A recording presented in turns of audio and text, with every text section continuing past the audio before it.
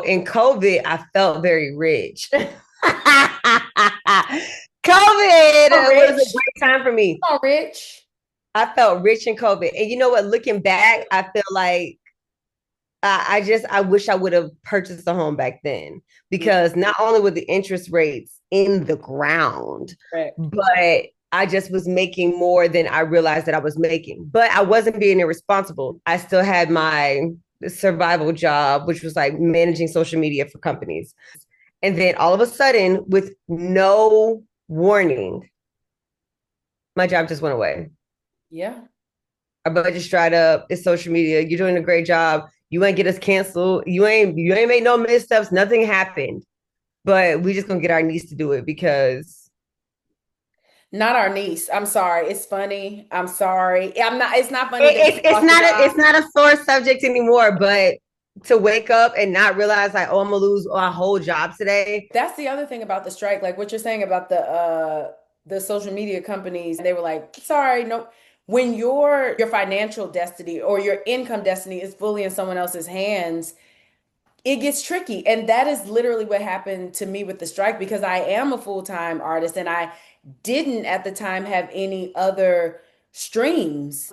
And, while that had its perks, when you are relying on someone else's generosity or lack of greed, which there'll never be in this industry, to allow you to make income, that can be fickle. And so the strike taught me, I mean, not it did put me in credit card debt, but it also taught me to never solely rely, not even just on one stream, but on uh like a corporation or an entity to be the source, my source.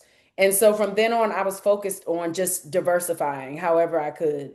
It's still I a think challenge, something to but add to that is the fact that our industry we accrue a lot of like miscellaneous spending. So like in COVID, the thing that really also helped, not in addition to me making still having like my other streams of income, we couldn't go anywhere. So it was like there's no nails, there's no hair, there's no makeup, there's no outfits, there's no flights, there's no any of that. And like, yeah, some of that is leisure, but some of that is for the job. We get invited to premieres, you get invited to these social events for quote unquote networking. yep. You can't show up looking any kind of way. Oh, If you show up looking like you just woke up, nobody's going to want to do business with you. You're not going to look, you need to look a product all the time. And that gets it's expensive. expensive, but I've learned to do my own makeup, like my own full face Sure. for when I need to, because every event, sometimes things come up last minute. And to your point, you can't show up looking any kind of way.